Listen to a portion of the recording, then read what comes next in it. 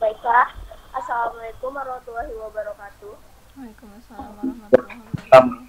Wabarakatuh. Alhamdulillah, alhamdulillahirabbil alamin. Alhamdulillah salamu ala asrofil anbiya'i wal mursalin wa ala alihi wa sahbihi rasulillahi ajma'in. Amma ba'd. Pertama kita panjatkan puji dan syukur kita kepada Nabi besar kita, yaitu Nabi Muhammad SAW, dengan mengucapkan Allahumma sholli ala Sayyidina Muhammad wa ala ali Sayyidina Muhammad. Untuk tidak memperpanjang mukadimah, baiklah saya akan memperkenalkan diri saya. Perkenalkan, nama saya Nadia Audia dari kelas 12 IPA 2. Ini sebagai moderator, pematerinya itu Aisyah Asri. Untuk tidak panjang-panjang, kepada Aisyah akan berpresentasi.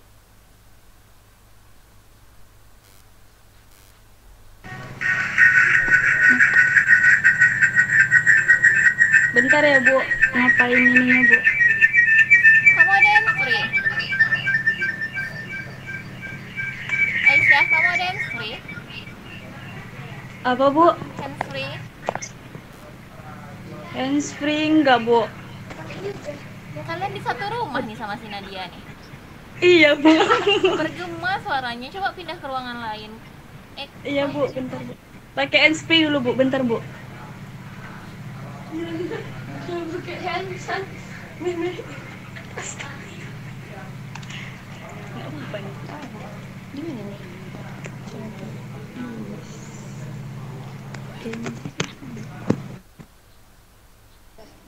Dengar Bu? Dengar. Hidupkan kamera yang dari akun kamu yang satu lagi tuh, buat nge-shoot kamu lagi presentasi. Kamu share screen-nya pakai Laptop Bu. Oke, lanjutlah.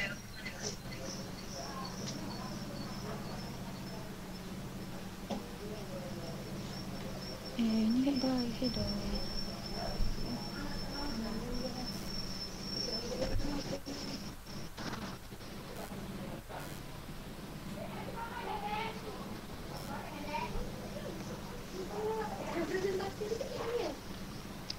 Mulai ya Bu. Oke, silakan. Ini gimana ya Bu? Itu klik dulu hide. Aduh. Hide mana? Itu Astaga. hide di samping stop sharing.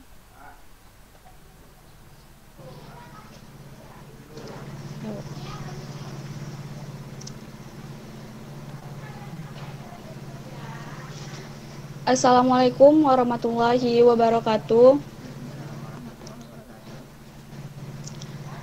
Perkenalkan, nama saya Aisyah Putri Asri. Saya berasal dari kelas 12 MIPA 2. Baiklah, di sini saya akan presentasi materi tentang rahmat Islam bagi Nusantara.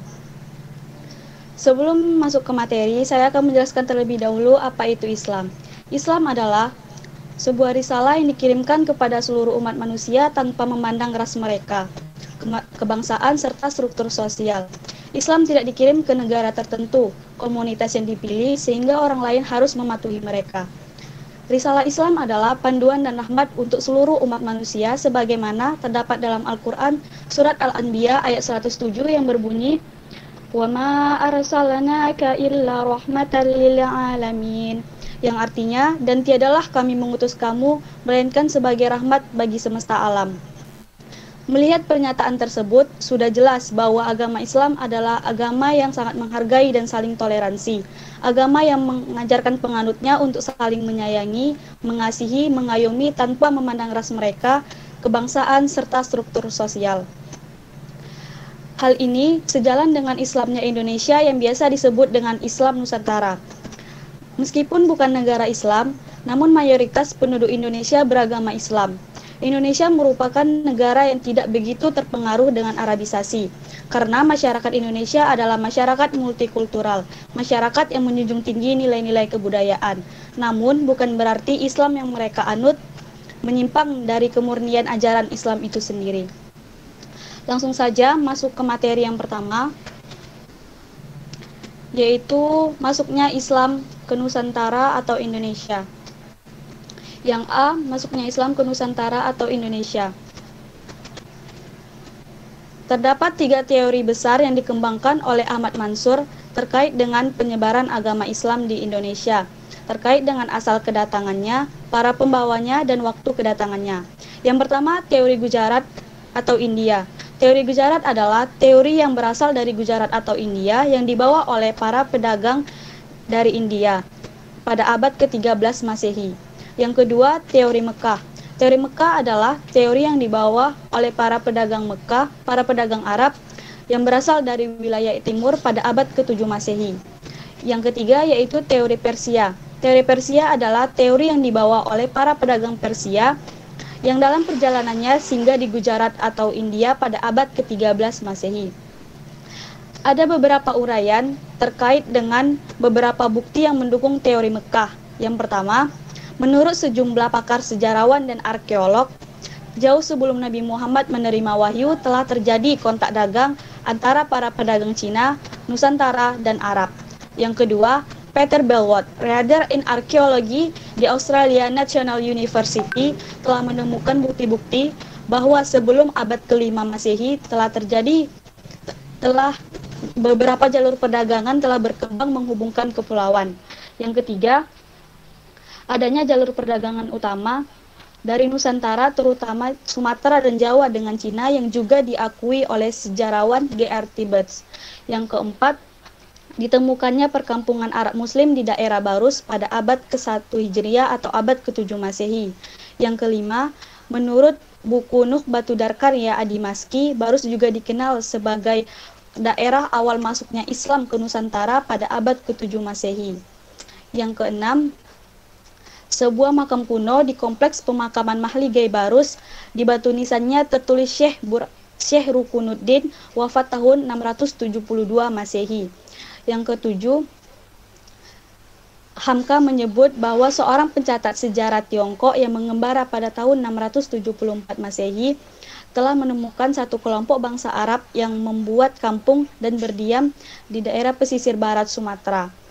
Yang kedelapan, sejarawan T.W. Arnott dalam karyanya The Preaching of the Islam tahun 1968 juga menguatkan temuannya bahwa agama Islam dibawa oleh para mubalik-mubalik dari Arab pada awal abad ke-7 Masehi.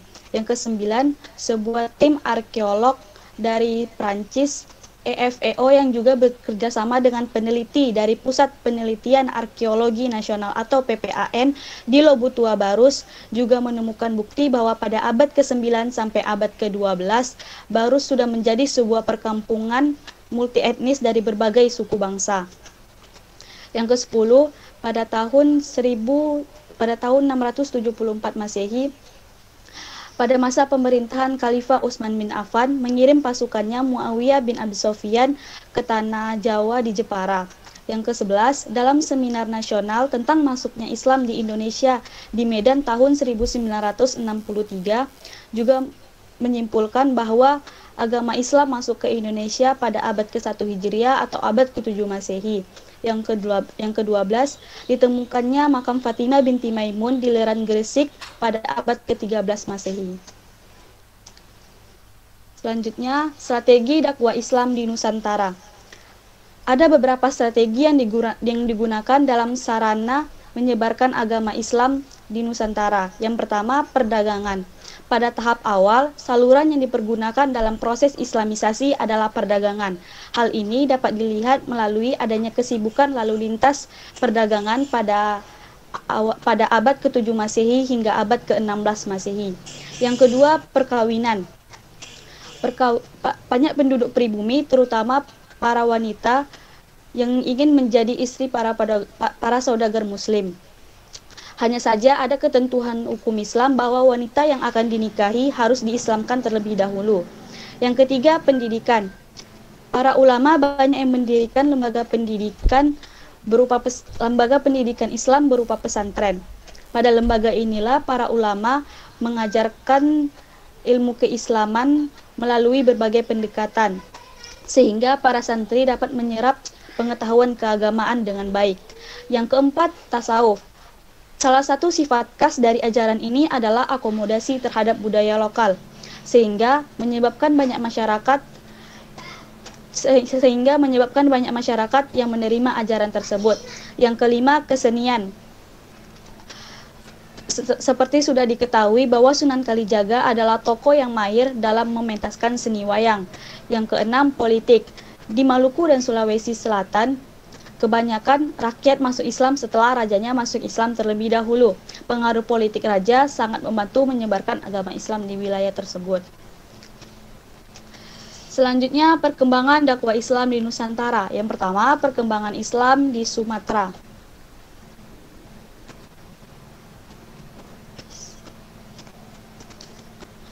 Perkembangan Islam di Sumatera. Orang yang menyebarkan agama Islam di Sumatera adalah Abdullah Arif. Setelah agama Islam berkembang di Pasai, dengan cepat tersebar di daerah Pariaman yang dibawa oleh Syekh Burhanuddin. Sekitar tahun 1440, agama Islam masuk ke Sumatera Selatan. Mubalik yang paling berjasa dalam menyebarkan agama Islam ke Sumatera Selatan adalah Sunan Ampel atau Raden Rahmat.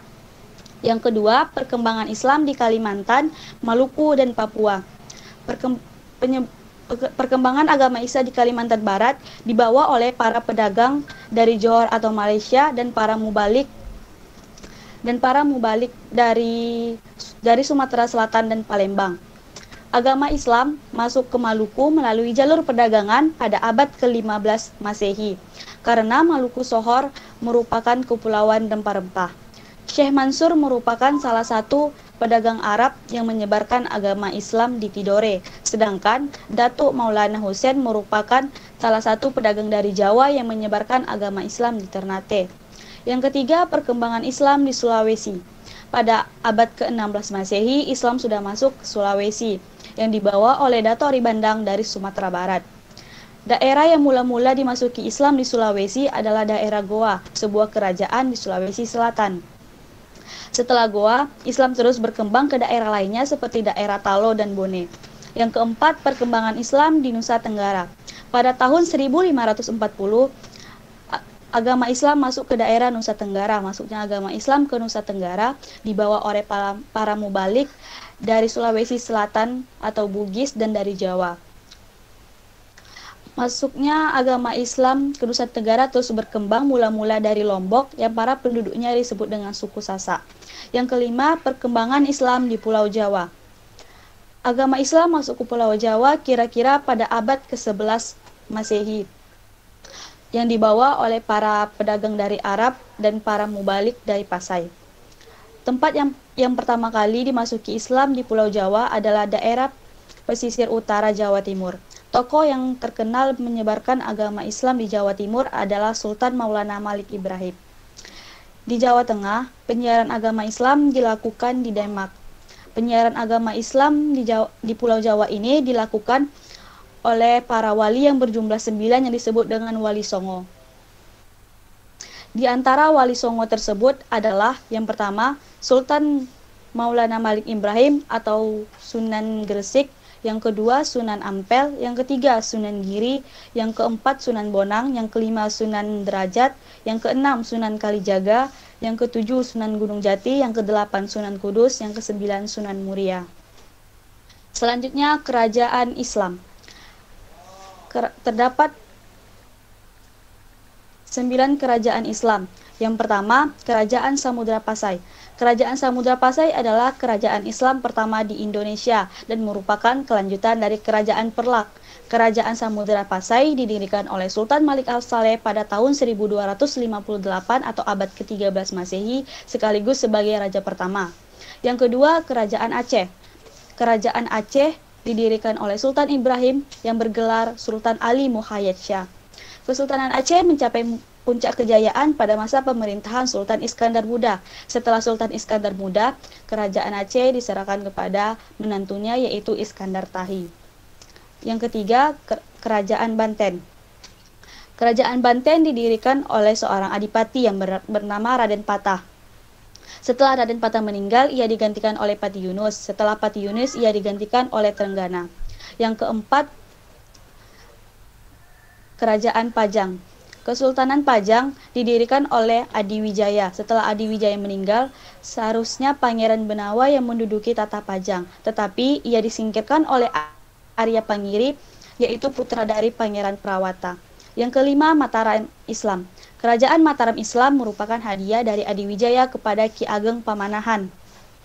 Karena Ki Ageng Pamanahan telah membantu Adiwijaya dalam menaklukkan Arya Penangsang. Setelah Ki Ageng Pamanahan meninggal, ia digantikan oleh putranya yaitu Sutawijaya. Kerajaan Mataram Islam mencapai puncak kejayaan pada masa pemerintahan Sultan Agung. Yang keenam, Kerajaan Cirebon. Kerajaan Cirebon didirikan oleh Syarif Hidayatullah atau Sunan Gunung Jati. Setelah Sunan Gunung Jati menua, Kerajaan Cirebon diserahkan kepada putranya yaitu Pangeran Muhammad Arifin yang bergelar Pangeran Paserayan. Yang ketujuh, Kerajaan Banten. Kerajaan Banten diislamkan oleh Syarif Hidayatullah atau Sunan Gunung Jati. Pemerintahannya dipegang oleh Sultan Maulana Hasanuddin. Setelah Sultan Hasanuddin meninggal, ia digantikan oleh putranya yaitu Maulana Yusuf.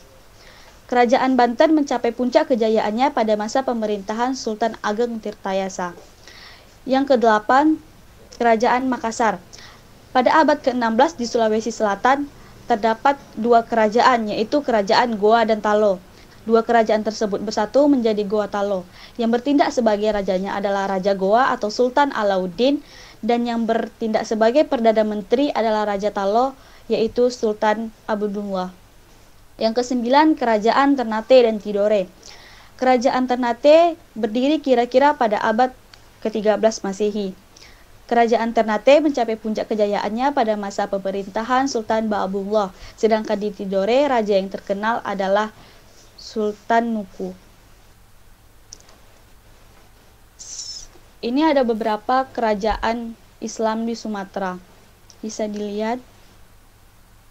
Kerajaan Islam di Jawa, Kerajaan Islam di Maluku, Kerajaan Islam di Sulawesi, Kerajaan Islam di Kalimantan, dan Kerajaan Islam di Papua. Selanjutnya, Gerakan Pembaruan Islam di Indonesia. Ada dua gerakan pembaruan Islam di Indonesia. Yang pertama, Gerakan Pendidikan dan Sosial. Yang pertama ada Sekolah Tawalib. Haji Abdullah Ahmad dan Haji Rasul pada tahun 1906 telah merintis perubahan sistem surau menjadi sistem sekolah. Pada tahun 1929, organisasi Tawalib memperluas keanggotaannya. Organisasi Sumatera Tawalib berkembang menjadi organisasi masyarakat yang bergerak di bidang pendidikan dan sosial. Akhirnya, organisasi Sumatera Tawalib bergerak di bidang politik yang diberi nama Persatuan Muslimin Indonesia atau PERMI. Yang kedua, Jamiat Khair. Jamiat Khair didirikan oleh masyarakat Arab Indonesia pada tanggal 17 Juli 1905. Di antara pendirinya adalah Syed Muhammad Fahir, Syed Idrus, dan Syed Jehan. Ada dua program yang diperhatikan Jamiat Khair. Yang pertama, mendirikan dan membina sekolah dasar. Yang kedua, menyeleksi dan mengirimkan para pelajar untuk pendidikan di Turki. Yang ketiga, Al-Irsyad. Al-Irsyad didirikan oleh kaum pedagang Arab di Jakarta. Al-Irsyad memusatkan perhatiannya pada bidang pendidikan dengan mendirikan sekolah dan perpustakaan. Yang keempat, Persyarikatan Ulama. Organisasi sosial kemasyarakatan ini dahulu bernama Hayatul Qulub, yang didirikan di Majalengka, Jawa Barat oleh Kiai Haji Abdul Halim pada tahun 1911. Ada dua sistem pendidikan yang dikenalkan oleh Kiai Haji Abdul Halim, yaitu sistem madrasah dan sistem asrama. Yang kelima yaitu Nadatul Ulama atau NU. Nadatul Ulama didirikan pada tanggal 16 Rajab 1344 Hijriah atau 31 Januari 1926. Yang dipimpin oleh Kiai Haji Hasyim Ansyari sebagai Rais Akbar. Organisasi ini bertujuan mengajarkan ajaran Islam menurut paham i'tiqad al-husna wal jamaah. Untuk mencapai tujuannya, Nahdlatul Ulama melakukan berbagai usaha di beberapa bidang. Yang pertama, bidang keagamaan. Bidang keagamaan dilakukan dengan melakukan dakwah. Yang kedua, bidang pendidikan. Bidang pendidikan dilakukan dengan penyelenggaraan pendidikan dengan nilai-nilai keislaman. Yang ketiga, bidang sosial dan budaya. Mengusahakan kesejahteraan rakyat dan kebudayaan sesuai dengan nilai-nilai keislaman. Yang keempat, bidang ekonomi, mengusahakan pemerataan kesempatan untuk menikmati hasil pembangunan. Yang kelima, mengembangkan usaha lain yang dapat bermanfaat bagi masyarakat luas. Yang keenam ada Muhammadiyah. Muhammadiyah didirikan di Yogyakarta pada tanggal 18 November 1912. Yang didirikan oleh Kiai Haji Ahmad Dahlan. Muhammadiyah berpusat pada bidang pendidikan, dakwah, dan amal sosial. Yang ketujuh, Persatuan Islam.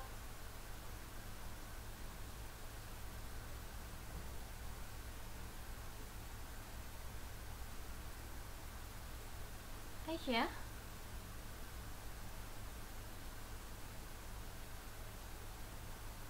Di antara partai politik yang tumbuh sebelum zaman kemerdekaan ada 3, yaitu Persaudaraan Muslimin Indonesia atau PERMI, yang kedua Syarikat Islam atau SI, yang ketiga Partai Islam Indonesia atau PII. Baiklah, itu saja materi yang dapat saya sampaikan. Bagi teman-teman yang ingin bertanya, dipersilahkan.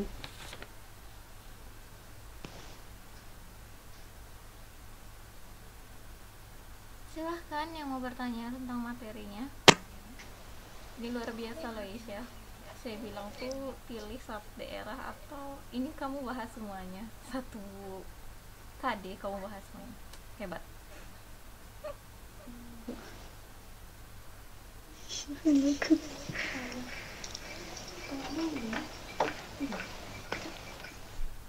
Gimana nih, ada yang mau bertanya dong?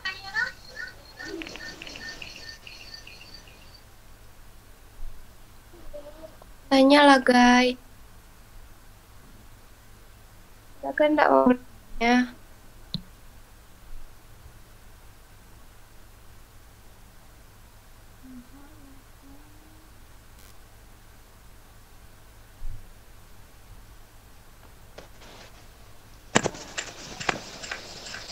Daus, tanya Daus.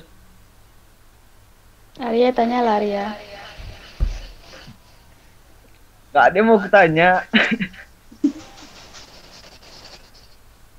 Nggak bertanya. Gimana tuh Aisyah? Nggak ada nih kok kamu untuk. Tanya, Mbak.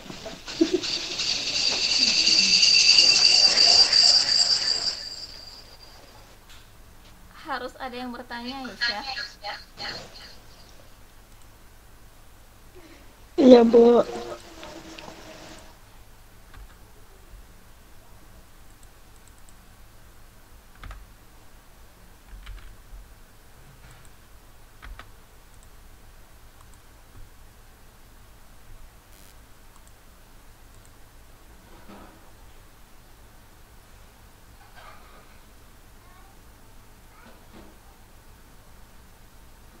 Kalian tuh bertanya lah, bertanya pun tak apapun pertanyaan kalian saya nilai tuh untuk nilai harian kalian.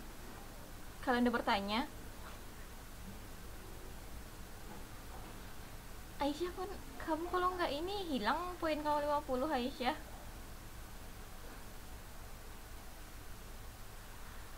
Ya, Tanya teman-teman. Ibu. Ayo teman-teman, nanya teman-teman. Jangan nanya-nanya, kalian tuh yang bertanya.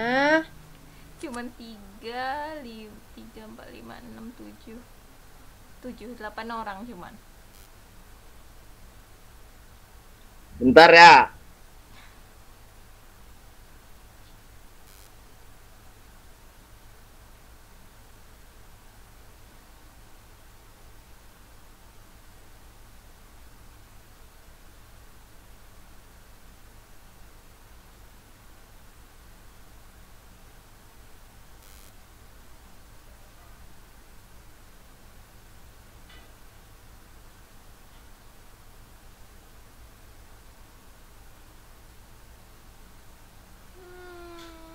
ngapain lah nih, diam-diam mah.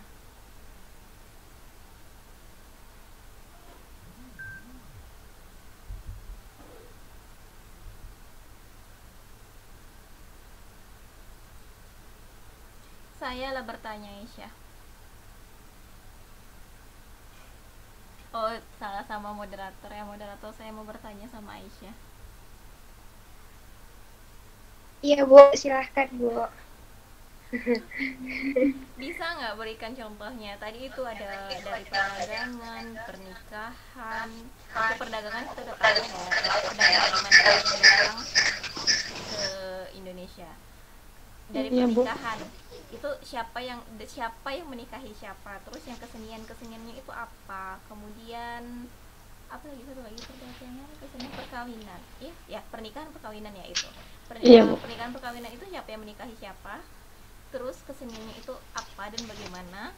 Kalau perdagangan oke lah, kita udah tahu tadi tuh ada kamu jabarkan pedagang dari sini, menurut teori yang pertama tadi pedagang dari mana aja yang datang itu oke lah. Jadi bagian yang pernikahan atau perkawinan itu dan keseniannya bagaimana, terus gimana cara menyebarkan Islam lewat keseniannya itu, prakteknya, dan lewat perkawinan itu siapa yang menikahi siapa. Oh, oke, Bu. Bentar ya, Bu.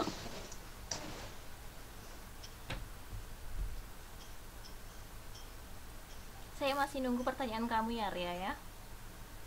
Udah Bu, Gitu. udah terpikirkan.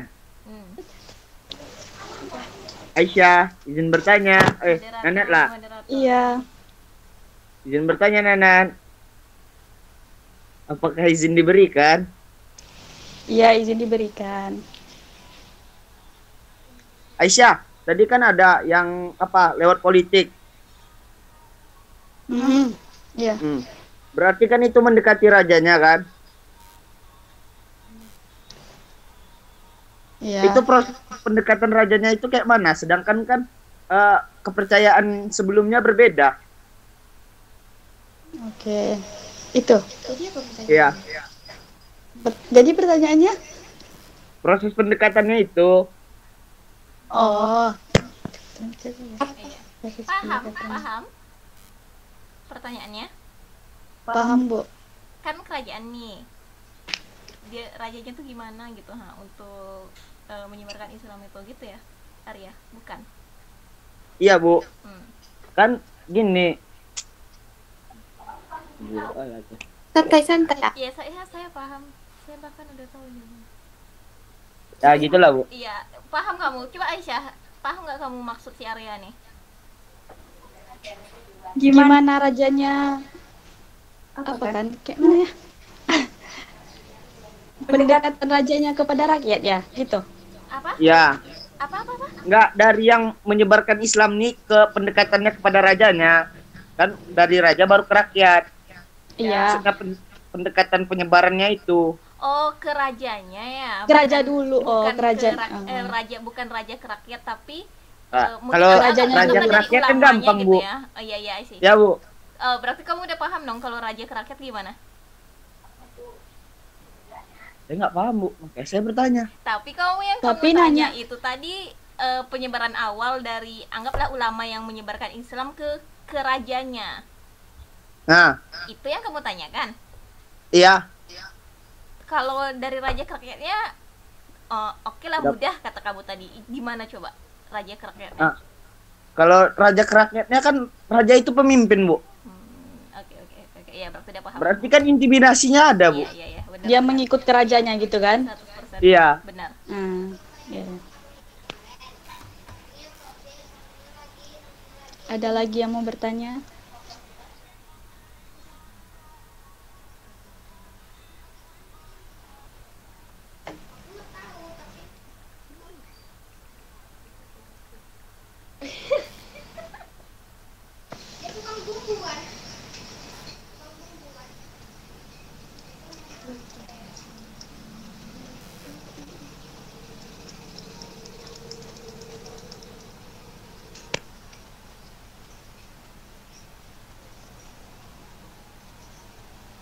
Tanya aja, Mak.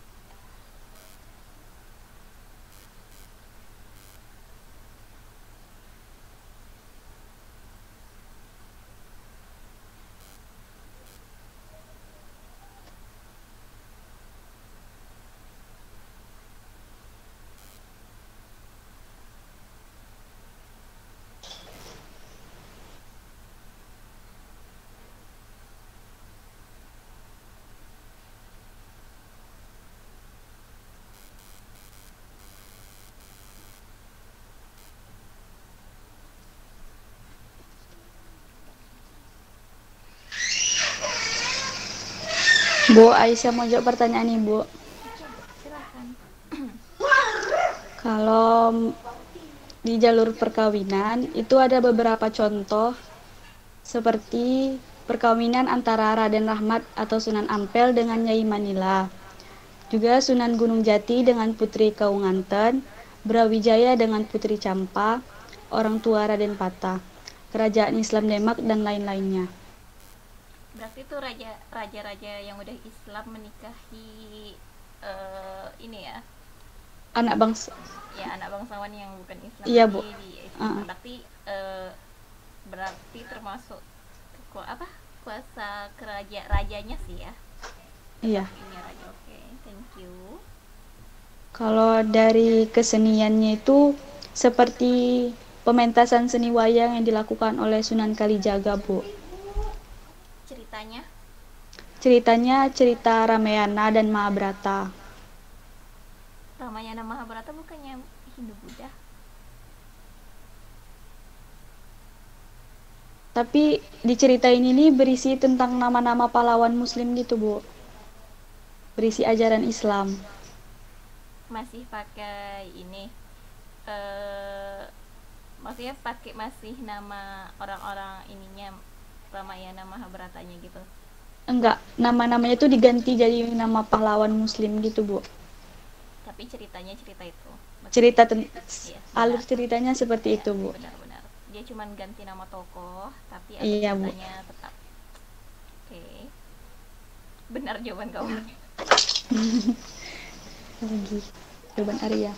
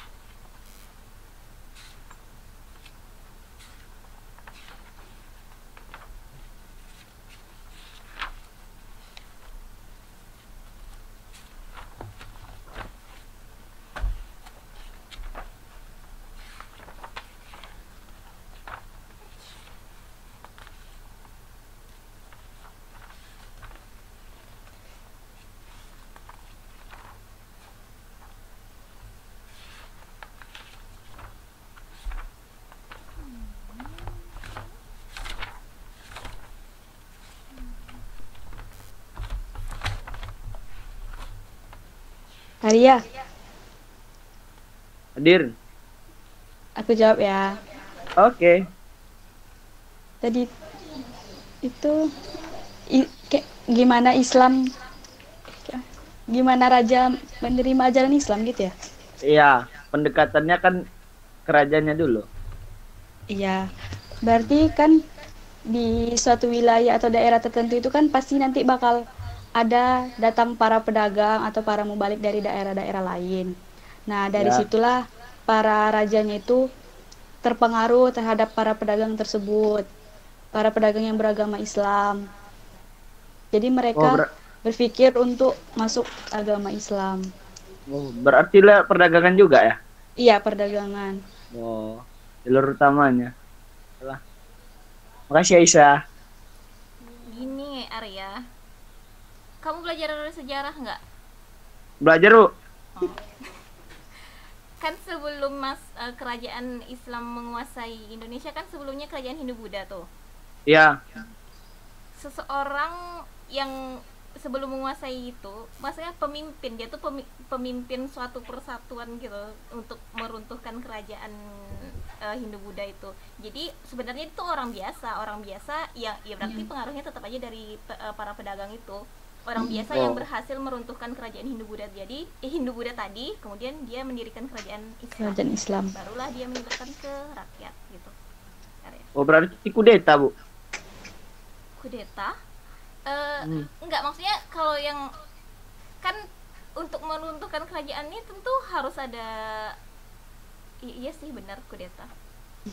Ya benar ya. Sistem kudeta. Ya, Bu. Oh iya, benar. Makasih, Bu. Kamu nilai berapa ya? Karena kamu sudah bertanya untuk nilai harian kamu nih. Setelah Ibu Ella, Bu. Asalkan jangan 70 aja lah, Bu. Asalkan jangan 70 ya. Oke. Ada yang lain yang ingin bertanya? Saya pula nih, Mando.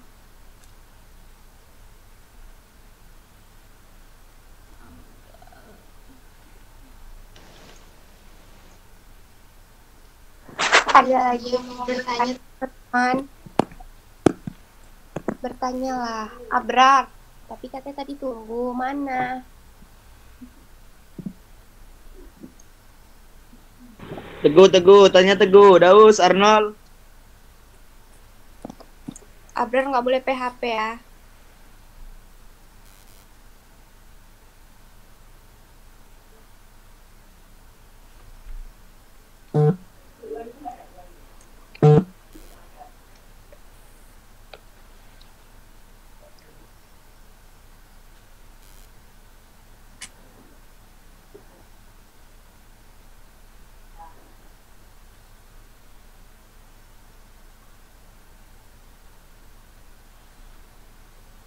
Ada lagi? Mat, tanya Mat. Oh ya, ada Marapotan.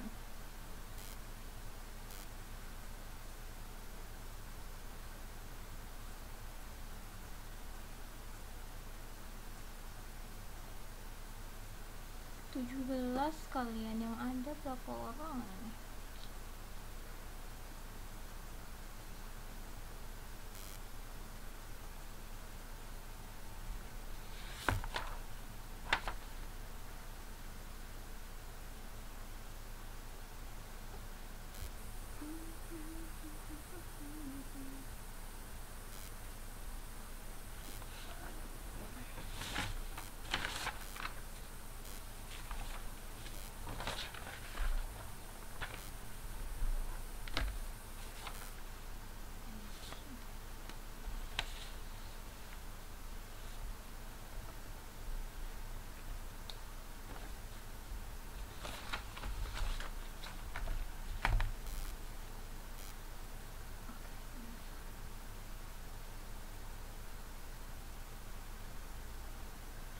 Apa nih? Diam-diam aja, ada lagi. Udah selesai nih. Abror tuh emang mau nanya dah. Nggak tahu saya, Bu. Tadi katanya tunggu, Bu, yang saya dengar. Nuduh aja kok nih, Nat.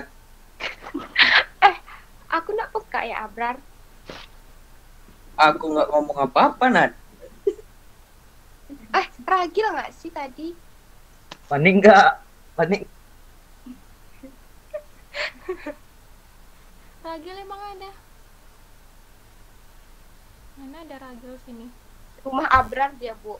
Oh, di rumah Abrar ya. Main bersama. Belajar sama atau sama-sama belajar? Udah, kalau nggak ada tutup lah. Daripada diam-diam nggak ngapain.